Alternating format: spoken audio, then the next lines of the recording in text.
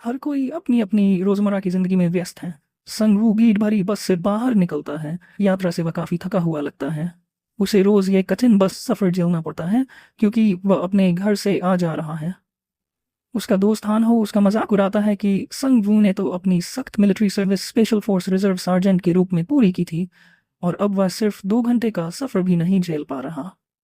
संगवू भी पलटवार करता है और उसे याद दिलाता है कि हानहो ने तो अपनी मिलिट्री सर्विस भी पूरी नहीं की थी, सिर्फ एक लड़की मियामी की वजह से छोड़ दी थी।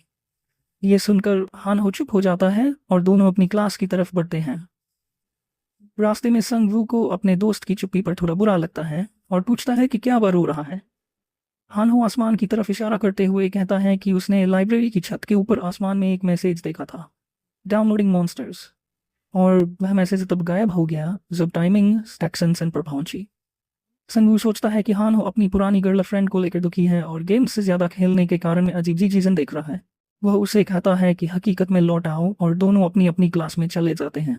लेक्चर के दौरान संगू को चक्कर जैसा महसूस होता है और जागे रहना मुश्किल हो जाता है। अचानक ब्लैक आउट हो जाता है और सारी लाइट चली जाती है। फिर सबके सामने एक सिस्टम मैसेज पॉपअप होता है जिसमें लिखा होता है कि अपोकैलिप्स में मदद करने वाली कोई क्लास चुनो। इसके बाद 10 सेकंड का टाइमर शुरू हो जाता है और अलग अलग स्टार वाली स्किल कार्ड्स सामने आ जाती हैं। कुछ स्टूडेंट्स घबरा जाते हैं और कहते हैं कि कुछ मत चुनो, ये खतरनाक हो सकता है। संगवू को शक होता है कि 10 सेकंड के भीतर कार्ड न चुनना और भी खतरनाक हो सकता है। वह 2 स्टार वाला वॉरियर कार्ड लेने की कोशिश करता है, लेकिन मोटा लड़का मिनसू उसे पहले ही चुन लेता है और उसके हाथ में एक तलवार आ जाती है। संगवू थोड़ा घबरा जाता है और सबसे ज्यादा स्टार वाला कार्ड चुन लेता है, 5 स्टार नेक्रोमेंसर क्लास। जैसे ही उसने कार्ड चुना वह उसके अंदर समा जाता है।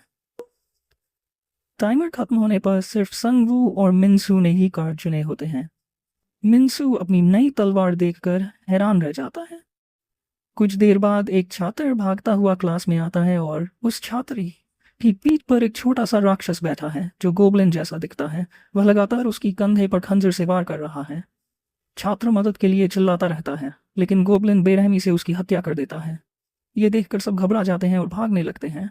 संगवू सबसे आगे रह जाता है क्योंकि बाकी को लगता है कि अब उनकी बारी है।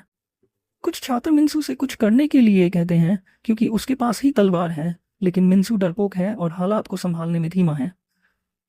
संगवू भी समझ जाता है कि मिनसू पर भरोसा करना बेकार है और उसे खुद ही रास्ता निकालना होगा। गोबलिन छोड़े खंजर के साथ संगवू पर झपटता है। संगवू सोचता है कि अगर वह पिछले छात्र की तरह पकड़ा गया तो उसकी भी मौत तय है। तभी कोई गोबलिन को पूरी ताकत से लात मार देता है, जिससे वह थोड़ा पीछे हट जाता है। संगवू समझ जाता है कि गोबलिन का वजन मुश्किल से 33 पाउंड है और वह आसानी से इसे मार सकता है।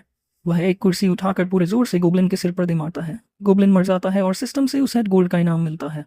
सभी उसकी बहादुरी देखकर हैरान रह जाते हैं। संगवू तुरंत हालात को समझ लेता है और उसे एहसास होता है कि अब यह दुनिया किसी गेम के साथ मिल चुकी है। तभी एक असिस्टेंट मैसेज पॉपअप होता जो बताता है कि वह मरे हुए जीवों को अपने आदेश के तहत बुला सकता है। वह अपने कमांड लिस्ट में गोबलिन स्केलेटन का विकल्प छूता है और उसके पीछे मरा हुआ गोबलिन एक कंकाल के रूप में जिंदा हो उठता है। अब उसे पूरी तरह समझ आ जाता है कि उसकी नेक्रोमेंसर क्लास उसे अनडेड जीवों को बुलाने की ताकत देती है। तभी 2 और गोबलिन क्लासरूम में घुस आते हैं।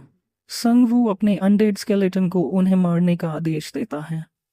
स्केलेटन एक गोबलिन पर झपटता है और उसके कंधे पर वार करता है, लेकिन वार गहरा नहीं होता और गोबलिन उसे धक्का दे देता है। दोनों गोबलिन मिलकर उसके हड्डी के टुकड़े तोड़ने लगते हैं। संगवू सोचता है कि उसे अपने स्केलेटन की मदद करनी होगी और इन दोनों गोबलिन्स को खत्म करना आसान होगा अगर उसके पास कोई सही हथियार हो। वह मिनसू से उसकी तलवार के वार मांगता है, लेकिन मिनसू डरकर मना कर देता है। संगवू उसे बेकार कहकर ताना मारता है कि तलवार से आलू छील ले। फिर वह एक और कुर्सी उठाता है और दोनों गोबलिन्स पर फेंक देता है। कुर्सी लगने से गोबलिन थोड़े पीछे हट जाते हैं और स्केलेटन इस मौके का फायदा उठाकर दोनों को अपने चाकू से मार देता है। संगवू को दोनों को मारने पर गिट्सी गोल्ड का इनाम मिलता है। लड़ाई के बाद उसे एक और सिस्टम मैसेज मिलता है उसके पास जितने मिनियन हो सकते थे वह संख्या पूरी हो चुकी है। उसके सहपाठी उससे पूछते हैं कि उसने ये सब कैसे किया, लेकिन उसे खुद भी पूरी तरह पता नहीं है कि क्या हो रहा है। दूसरे छात्रों को लगता है कि यही सब पूरे कैंपस में हो रहा है, क्योंकि उन्हें दूर से चीखने की आवाज़ें आ रही हैं। तभी कोई खिड़की के पर्दे हटाता है और देखता है कि पूरे शहर में आग लगी हुई है। कुछ छात्र तय करते हैं कि अगर उन्हें जिंदा रहना है तो कैंपस से बाहर निकलना होगा। कॉरिडोर में चलते समय उनका सामना और गोब्लिन से होता है, लेकिन संग वू के अनडेड स्केलेटन उन्हें आसानी से काबू में कर लेते हैं। जब उसके स्केलेटन गोब्लिन से लड़ रहे होते हैं, संग वू बाकी छात्रों से कहता है कि वे भाग जाएं, जब तक उसके स्केलेटन दुश्मनों को रुके हुए हैं। उसे अब पूरा यकीन हो चुका है कि यह दुनिया किसी गेम की तरह काम कर रही है और वह लगातार गोब्लिन्स को मारकर अपनी लेवल और ताकत बढ़ा सकता है। लड़ाई के बीच उसके एक स्केलेटन की हार हो जाती है और उसका सिर उड़कर संग वू के पास गिरता है। खुशकिस्मती से गोब्लिन्स थक चुके होते हैं कि बाकी दो स्केलेटन उन्हें मार गिराते हैं। इस जीत पर संग वू को गोल्ड और एक लेवल अप का इनाम मिलता है। अब उसका लेवल बढ़ चुका है और उसके सामने स्टेट्स विंडो खुलती है। 5 रैंडम स्किल कार्ड्स में से उसे एक चुनने का मौका मिलता है। वह ऐसा कार्ड चुनता है जो उसके अनडेड मिनियंस की अधिकतम संख्या बढ़ा देता है। अब वह एक सारा स्केलेटन नियंत्रित कर सकता है। हालांकि ज्यादा स्केलेटन बुलाने से उसका ज्यादातर मना खत्म हो चुका है। संग वू खिड़की से बाहर देखता है और समझ जाता है कि कैंपस के बाहर हालात और भी बुरे हैं। वह अपने स्केलेटन के साथ नीचे जा रहा होता है। तभी हानहो उसके एक स्केलेटन को देखकर डर जाता है और उसके सिर में छुरा घोंप देता है। किसी इंसान को जिंदा देखकर हानहो राहत महसूस करता है, लेकिन संग वू से बताता है कि यह स्केलेटन उसकी स्किल का हिस्सा है। कोई हानहो से पूछता है कि उसने कौन सी क्लास चुनी तो वह बताता है कि उसने 1 स्टार क्लास ली थी। दोनों स्केलेटन के साथ सीढ़ियों से नीचे उतर रहे होते हैं। तभी अचानक एक मैसेज आता है कि उन्हें डैगर के साथ सिनर्जी मिली है। अगर पार्टी के 5वें बर्डैगर इस्तेमाल करें तो उन्हें फेटल ब्लो की चांस में बोन्स और गोल्ड का अतिरिक्त इनाम मिलता है। सीढ़ियों से उतरते हुए एक और गोब्लिन्स के झुंड सेट कराते हैं, जिसमें एक गोब्लिन चीफ भी होता है। गोब्लिन्स एक स्किल सेंट ऑफ डेथ के असर में आ जाते हैं, जिससे उनकी स्टैट्स कमजोर हो जाती हैं। यह स्किल अपने आप सक्रिय हो जाती है जब पार्टी में 4 से 5 स्केलेटन मौजूद होते हैं। स्केलेटन गोब्लिन्स पर हमला शुरू करते हैं, लेकिन गोब्लिन चीफ वाइल्ड बर्सर्कर नाम की स्किल एक्टिवेट कर देता है, जो उसके सभी गोब्लिन्स की ताकत बढ़ा देती है। गोब्लिन्स अब और ताकतवर होकर स्केलेटन को पीछे धकेलने लगते हैं।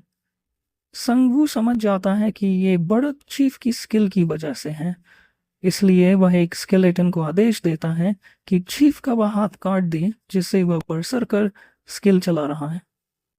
स्केलेटन उसका हाथ काट देता है, जिससे गोब्लिन्स कमजोर पड़ जाते हैं और स्केलेटन उन्हें आसानी से खत्म कर देते हैं।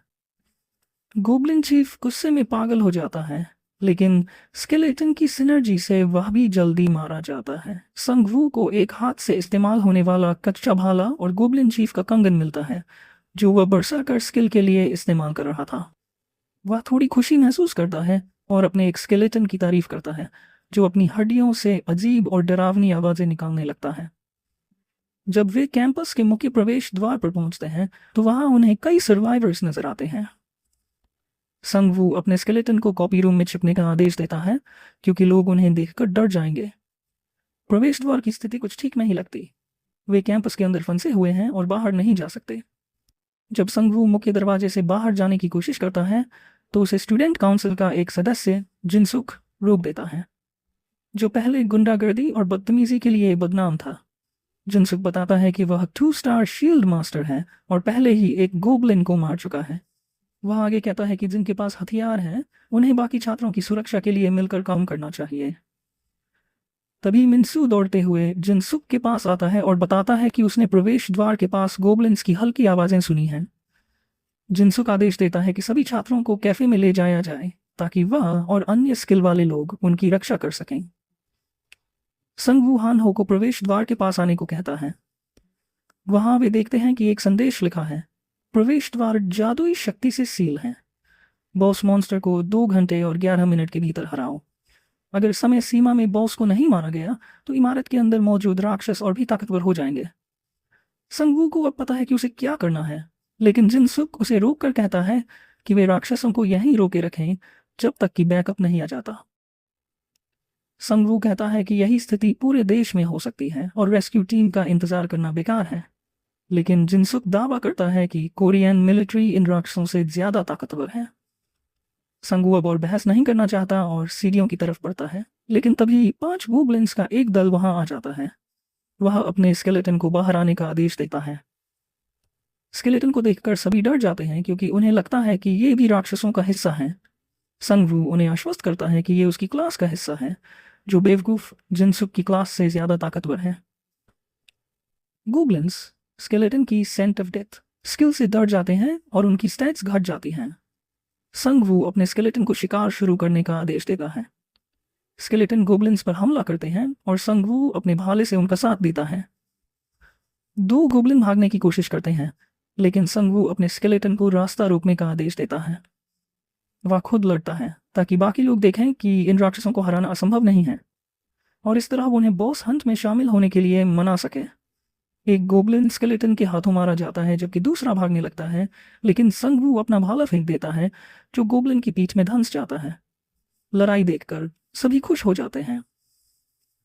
संगवू को सिस्टम से एक रूलेट टिकट मिलता है क्योंकि उसने 20 राक्षस मार दिए हैं। वह ये उपलब्धि हासिल करने वाला 34वां व्यक्ति बनता है और उसकी रैंक इन्फिनिट स्टेटस में बढ़ जाती है। सिर्फ 100 लोग ही इस टिकट के लिए योग्य हैं। वह अपने स्केलेटन की फिर से तारीफ करता है और वे फिर अपनी हड्डियों से अजीब आवाज निकालते हैं। इसके बाद वह कैफे के अंदर जाता है और सभी को बताता है कि कोई बैकअप नहीं आ रहा, और अगर वे बॉस को समय रहते नहीं मार पाए तो और भी ताकतवर राक्षस आ जाएंगे। एक छात्र बताता है कि उसने बॉस मॉन्स्टर को छत पर देखा था और वह उसके प्रोफेसर को मार चुका है।